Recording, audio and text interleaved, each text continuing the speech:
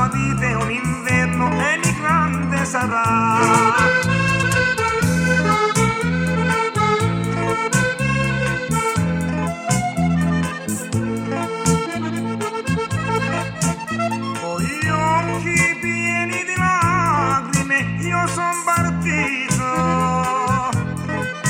Abbracciando la mia famiglia e il vicinato, una valigia piena di sogni mi so portato, emigrante dentro una fabbrica mi so trovato, emigrante che viene, emigrante che va, la tua vita è un inverno, emigrante sarà.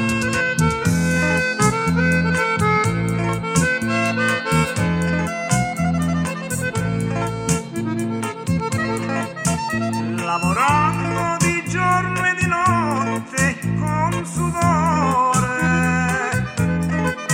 ma soffrivo di nostalgia di ritornare. Ma una sera tornando a casa ho incontrato una bella ragazza e mi sono innamorato. Emigrante che viene, emigrante che va, la tua vita è un inverno, emigrante sarà. Ma da quella sera il mio destino è cambiato. 5 anni sono passati e della mia famiglia mi ero dimenticato. La notte pensavo sempre e non dormivo, volevo scappare via ma non potevo. Una voce di bimbo sentivo tanto lontano che cantava ritorna papà, stammi vicino. Emigrante che viene, emigrante che va, la tua vita è un inverno, emigrante sarà. Ma quella voce di bimbo mi strappava il cuore a sentire ogni sera cantare queste belle parole. Papà che sei partito per lavorare,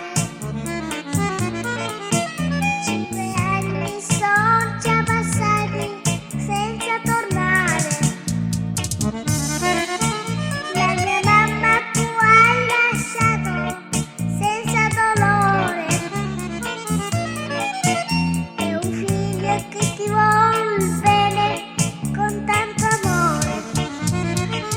Torna presto papà, se ritorni in questa casa sei la mia felicità.